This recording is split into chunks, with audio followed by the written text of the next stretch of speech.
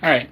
For those who've been following what's going on this end, Hurricane Ian is long gone now. It's been a couple days, but the power people just left yesterday. They kept turning the power on and off while they were trimming the trees and checking the lines and stuff. And I think it introduced a problem with my house.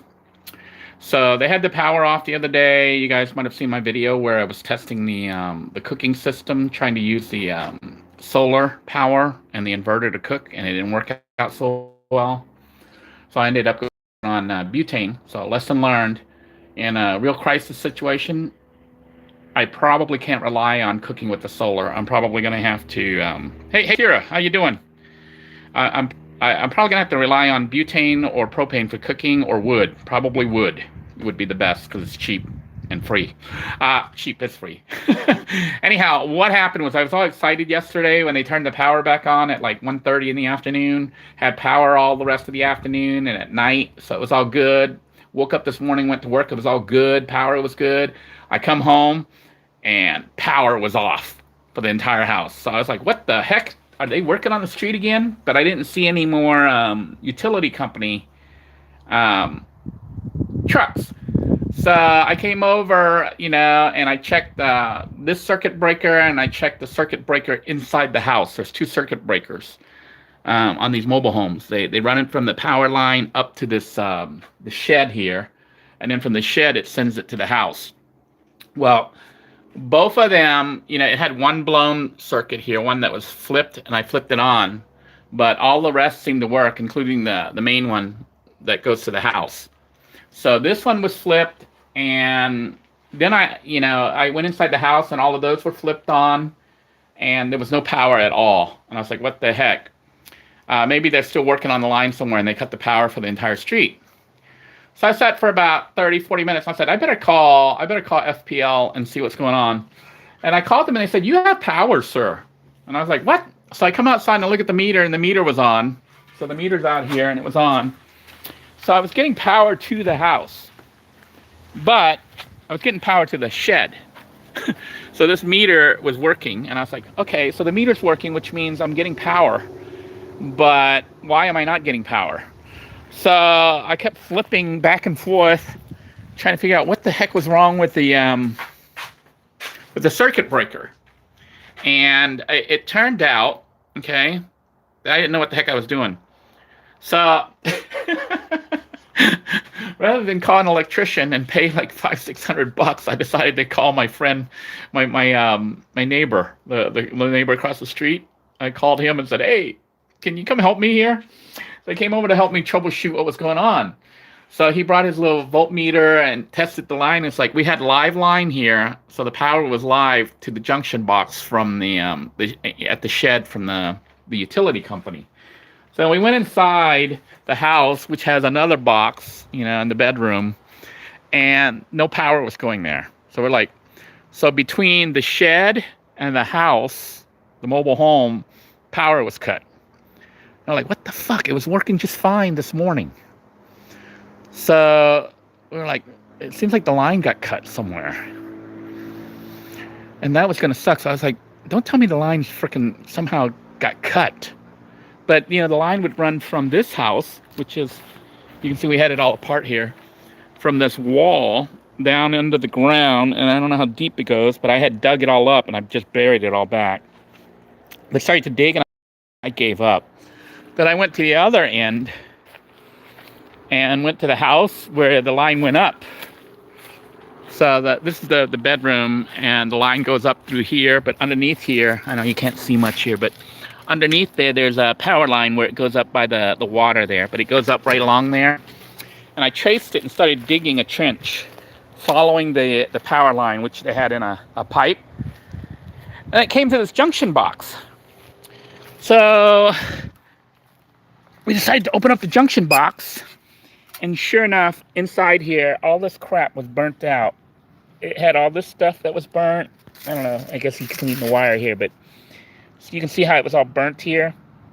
But evidently the connection here was all burnt, and it was all melted in here.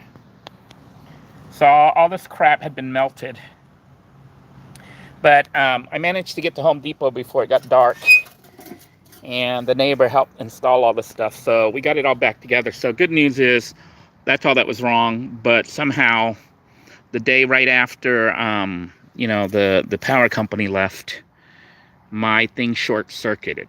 It literally burnt the wire. You can see how hot it was. It melted this cap, and it melted like about 4 or 5 inches on the red wire. So if you have a mobile home and you can't figure out where the power outage might be occurring, check your the drop where they may drop it to a shed or something like that, and then check inside. I'm talking about check the circuit breakers. And if the circuit breaker has power outside but not inside your house, then obviously the outage, the cut, is going to be along the line somewhere. But it could be that somewhere along the line from where they run the power drop to the mobile home, there may be a junction box either above ground or underground where they put the cable together with these stupid twistingies, and evidently it short circuits. It burns out, and that might be why you have no connection. So with looking at, I'm glad my neighbor, he's not like an electrician or anything, but he's one of those guys that know how to fix everything. So that worked out for me. So, I basically got him some cases of beer with the price. So, for $60, I bought these for like $20, $22 from Home Depot, a pack of them. And then $40 I gave him for me to diagnose and fix this problem. But I started thinking, I was like, what I might do in the future, and I haven't decided where I'm going to patch in. But I have the solar right now. The solar comes off the RV and runs to a junction box that I made, a little pole here. But from there, I send it to, different areas. And one of them I send to the wall of the house right there in the living room. So I can get solar power in the living room. But I started thinking about it after the first real world use, where it was confined to the living room and we ran all those extension cords all inside the house. I was like, you know what? I should probably, change the system up and make it so that we take the solar from here and we send it either to the house directly at the junction box at the house, or here to the junction box by FPL, by the Florida Power Company. And I'm thinking I might just put it here because it's near the RV. But if I run it here, then what I can do is I could take the 120 volt and then come here to the junction box and shut off Florida Power and Light, the main from the electric company, and then plug in my my solar power, and it should run to the entire house. That's the theory. So, but normally they run like 120 volts to make 240. I would only send 120 volts. And obviously I couldn't run everything. But if I was able to do that, what it would allow me to do, instead of running all those loose cables and stuff you saw in my video the other day, I could use any outlet. And I could run the fan in the bedroom. I could run the fan in the living room. I could run the TV. I could turn on the internet. It would let the house run off 120 volts. I probably could not run the air conditioning. It wouldn't be enough to run the air conditioning. But I could run lights. I could run the fan. I could run, especially during the daytime when there's a lot of electricity being generated. So that's the next upgrade we're going to be working on, is throwing in a little switch or a little plug or something, so that in an emergency we can just switch to solar and disconnect completely off grid, so we don't electrocute the people working on the power lines. You don't want to electrocute those guys. So you disconnect from the main, and then you hook up to the house. So I might just hook up to the bedroom, or I might hook up to here. But that would allow me to run the house totally off solar if need be. But obviously, because my solar panels, I don't have that many, and my inverter isn't that strong, I won't be able to run the refrigerator and all that at the same time. But I might be able to do it so that I can switch things on and off. If I run it to the main line of the house, I can flip off the water heater and the refrigerator. And then during the daytime, when the sun's out and the system's charging up or fully charged, I could turn on the refrigerator and let it cool down If I wanted hot water during the daytime, I could, turn off the refrigerator. I mean, you basically still have to turn things on and off, but you could do it at the circuit breaker.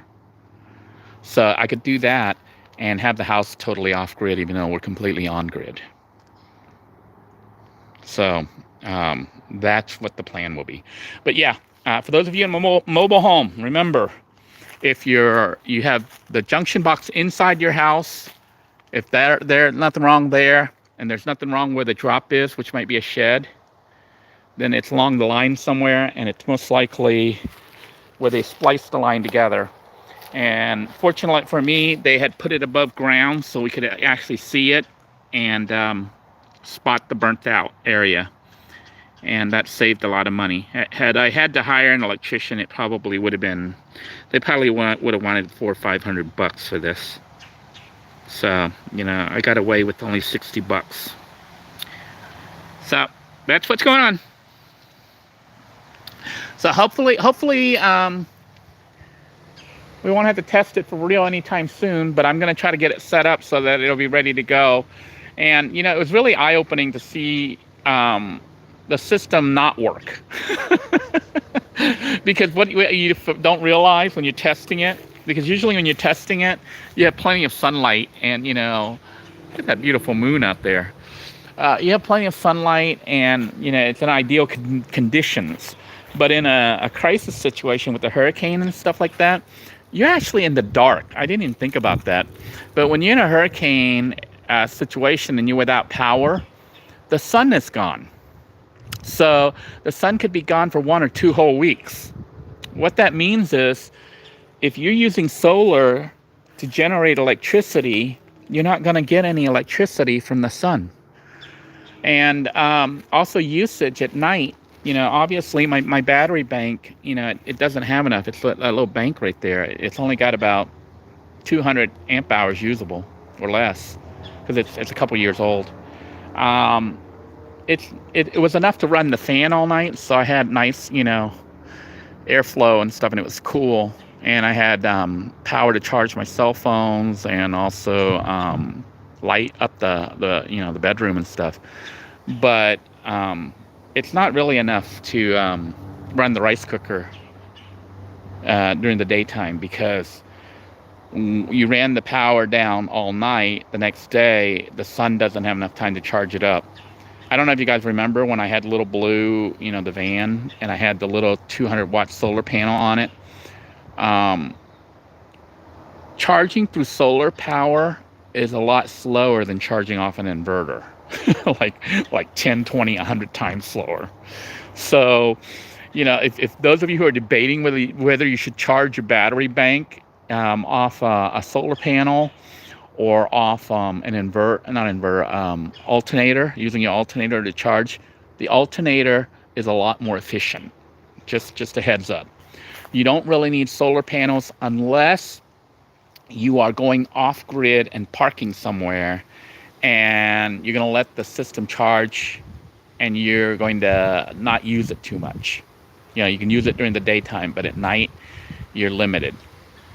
Or you can get the best of both worlds like I did and have it set so that it can charge off the alternator or the solar, or a combination of both. But really, solar isn't too useful if you have a car that runs all the time because you could charge off your alternator. So if you really want to be stealth and you're debating whether or not you should get solar panels, my advice is solar panels make it look cool and stuff, but they reduce your stealth, and also they take forever to charge. Even a 200-watt panel doesn't charge that fast. I've got about 1,000 watts, and it wasn't charging fast enough for me to cook off my rice cooker, which is only 300 watts. So I think my future plan, based on what happened last time, is, I do have the butane stove, which I can use in emergency, but the fire cooking with wood worked really well, and, it was free. So the other thing I had spotted, I didn't notice until I came here to deal with power and stuff, is, I don't know if you guys can see along the wall there, see the bubbling and stuff? Water got in. Yeah, it's hard to see that wall, but my poor wall that I just did, water got in and it's all puffy. So that's going to have to, not just here, but over there too, along the windows. See how it's all puffy? So there was some damage. I didn't notice it until I was messing with the solar power. Also, even here by the air conditioning. These are the same areas. You can't see the puffiness here, but you can see the discoloration a little bit. It's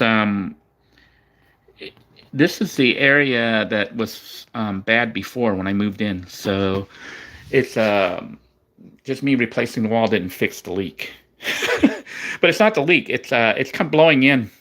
The hurricane blew wind and rain into the house through these stupid windows, which, you know, and this window is so messed up. It's one of these slip windows. I'm going to have to screw it down. See? It blew it right in. It blew rain in, and the rain went down and ruined the wood panel.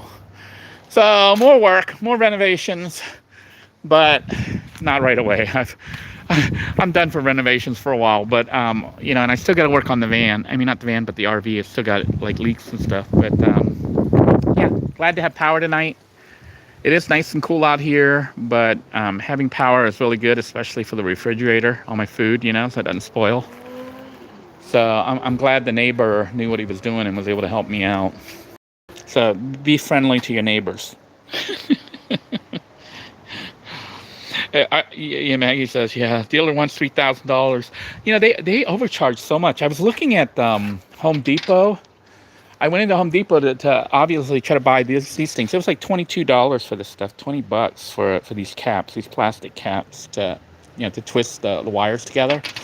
But I was looking for switches, you know, to try to get a switch so that you could just throw a switch between gridded power and off-grid power. And they're expensive. Like, just circuit breakers were like $50 to $200. And then a switch like that could get complicated. I could see it costing several $100s. I think my solution's gonna be like less than $10. I'm just gonna take my wire, just to show you how simple the setup really is. I have the solar panels which charge up these batteries here. So the wires from the solar panels, they go through the solar panel, and inside the RV are the charge controllers. And that charge controller takes that power from the solar panel and sends it to these batteries. Okay, which is having a hard time focusing because it's getting dark out here. So these little wires and stuff are actually wires that charge these batteries. And then I run the wires from the batteries back up into the power inverter that converts 12 volts, because there's a 12 volt battery bank. 12 volts, it converts the 12 volts down, up to 120 volts. And then I send that wire back out right here. See that now white, it used to be red cable. That's 120 volts coming back out from the inverter. And I just run it to this pole. Now, I'm not going to take this all apart, but at this pole, I have a multi-plug outlet under there, and then I just plug the outlets out and send the 120 volts where I want. But what I'm going to do is I'm going to take one of these 120 volts and either run it to the shed, which I'm debating if I want to send it to the shed, or if I want to send it straight to the house. I'm thinking shed because it's close. It's by, and then from the shed, I can send it to the house. And that's what I'm leaning towards. And that way, when I go to switch it on to solar mode, so it'll allow this on-grid house to run off-grid completely. I'll send the 120 volts, which isn't a lot, to this room, and then I'll make it so that I can plug the 120 volts from the RV onto the circuit. After I shut off, I have to make sure I shut off the gridded power. And then it'll send the 120 volts to the house. Then from the house, I can run everything like normal. I could, but in theory, I could, but in reality, I can't, because I'm not sending enough voltage or enough power to run the air conditioning and the refrigerator. But I will send enough power that I can run the fans, the ceiling fan, the TV, whatever, and I could load balance. I can like turn things on and off. But but we just won't get the messy wires everywhere. And you want to know if I can get some help for relief. I don't know about that, and I'm not really worried about it. I think there's a lot of people who need it right now on the West Coast, especially, and even some people in the, not along the West Coast, but along the whole path. Even in my area, some people are still without power. They're having worse issues than me. I'm very blessed that the only thing that happened was my tree blew into the neighbor's yard, and they didn't get angry. They just came and they cut it up and took it away. They didn't even ask me to help. They just took it, that broken tree. And for me personally, there wasn't really much. I have trimmed a bunch of the tree branches from the house to try to keep stuff from falling on the roof and all the leaves and stuff. So the skyline looks a little bit different at the house. It's because I cut a bunch of tree. And also around the RV, you can see I cleared it all. FPL didn't do it. I ended up doing it myself. And I'm going to get ready to cut this other area. So trying to clear the area out, but here especially. That'll give me more solar power coming in. And I'm still debating if I want to keep the solar panels on the RV or if I might move it to the house. But you can see the lights. These are all, I have lights that, those didn't come on yet, probably because it's not dark yet. But those are solar lights. They run off the solar battery bank. So that's what's generating the electricity right now. So that's running free lights. This is also free lights, but it's not on yet, because it's not dark enough. These are the dusk to dawn lights that I bought. You can see it's real simple. I just wired it right to here. And then from here, it just runs right up to the junction box where I have the multi-plug outlet. I think if you pay people to do this professionally, they charge you thousands of dollars. But, if you do it yourself, you could probably do it all for like 20, 30, 40 bucks. The wiring and stuff. It's just wire. And I'm going to do the same with the converting it to switch the house off, because I don't want to spend $500 or $2,000 to do this. This is an emergency project and cheap, and also just curious to see if I can do it. Hello, Claire. Good to see you. I'm going to go ahead and sign out. I want to thank you all for joining me. I want to thank you all for your encouragement to Mrs. DeBoer. We had debated if I was going to call her Honey Buns. Hey, the leaves are closed. I'm glad they're closed and not the plant dead. My wife just planted that, and it's like, oh no, don't tell me it's dead. I think the neighbor might have hit her plant here when he was working on the thing. I hope he didn't kill her plant. This was her little plant here. But yeah, he was laying down, might have hit it. Hope he didn't kill it. But yeah, basically, oh man, he squished my my papaya plant. Neighbor, when he was working on the thing, he squished my papaya. My poor little papaya tree. We'll see if it makes it through this. He was working here, and I guess he laid down, and I didn't tell him to be careful of the plant. It took a while to grow that. So hopefully this papaya won't die. Yeah. The price one pays for electricity. My poor papaya tree. Don't die, little plant. Don't die. Yeah, that would suck if it died. It's one of the biggest ones. Trying to figure out that we had grown a whole bunch, but a lot of them didn't make it. We tried to grow them all along here, and a bunch of them just did not make it. All right, I think I'm going to go ahead and sign out. I want to thank you all for tuning in. Hope everybody's staying safe. I have another cooking episode coming up with my wife. I guess we're going to call her, I called her I called her Honey Buns, and she gave me this really bad look. So then I said, everybody on here kept referring to her as Mrs. Denoy, and she prefers to be Mrs. Denoy, so we'll call her Mrs. Denoy from now on instead of Honey Buns. And also make it easier when I'm talking with other people around, so I can just call her Mrs. Denoy instead of Honey Buns. All right, everybody, take care. God bless you all. Stay safe. And hopefully, if you have the same problem, if you had a mobile home and you have the power going out, this will help you. Remember, it could be as simple as a junction box located outside somewhere. Take care, everybody. Goodbye now.